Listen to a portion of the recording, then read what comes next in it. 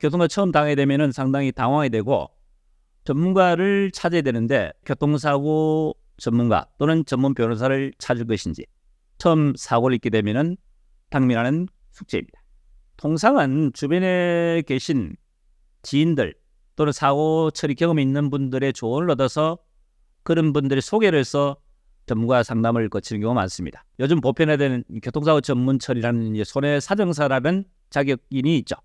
그런 분들이 실제로 교통사고에 대한 업무 처리를 하기 때문에 그런 분들의 도움을 받아서 처리하는 경우도 있습니다. 물론 작은 사건들, 소송까지 갈 만한 사건이 아닌 경우에는 손해사정사의 전문가들의 도움을 받아서 처리하는 것도 하나의 방법이 됩니다.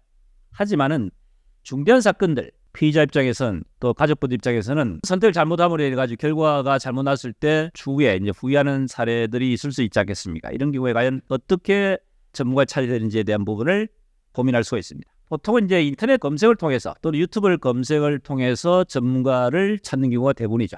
물론 인터넷에 홍보하는 전문 변호사, 전문가들에 대한 신뢰도가 잘못된 정보라는 말씀드리는 건 아닙니다만 광고를 통해서 홍보를 하다 보니까 가끔은 조금 과장된, 포장이 된 어떤 그런 내용의 정보가 일반 고객들에게 전달이 돼서 처리 결과에 대한 불만을 일으키는 경우들도 가끔 있을 수가 있습니다. 자, 그래서 홍보업체들이 하는 인터넷 광고라든지 또는 유튜브를 통해서는 뭐 참고를 할 수 있으면은 반드시 의존할 필요는 없다. 그리고 그런 키워드 광고라든지 업체를 통해서 했을 경우에 홈페이지라든지 또는 성우 사례라든지 또 블로그라든지 세밀하게 성질 처리를 잘 했는지 이런 내용에 대한 부분을 살펴보고 신중히 결정하는 것도 하나의 방법이 될 수 있습니다. 더욱이 중요한 것은 사망사고가 아닌 일반적인 장애 사건들, 개호 사건을 포함해서 이런 중대 사건들은 결과적으로 신체 감정, 장애에 대한 결과에 따라서 모든 판결의 결과가 나타나게 됩니다. 그럼 결과적으로 신체 감정이라는 것은 뭡니까?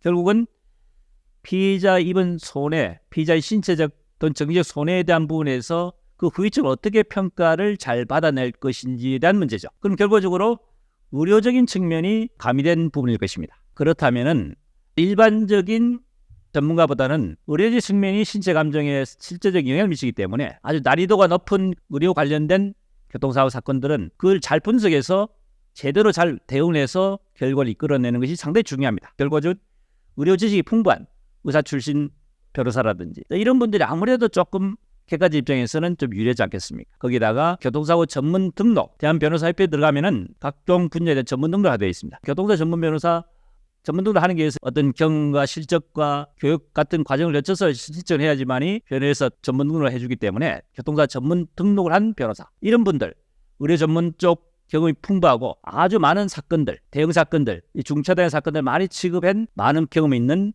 전문 변호사, 충분한 성소 사례를 많이 가지고 있는 이런 분들이 아무래도 객관적 입장에서는 좀 더 유리한 결과를 이끌어낼 수 있는 전문가가 아니겠느냐 하는 말씀을 드립니다. 교통사고 전문가, 전문 변호사 선택 굉장히 중요하죠. 오늘은 그 전문 선택을 어떻게 하는 것이 유리할지 그 방법에 대해서 한번 살펴보는 시간이 되었습니다. 도움이 되셨으면 구독, 좋아요 부탁드립니다.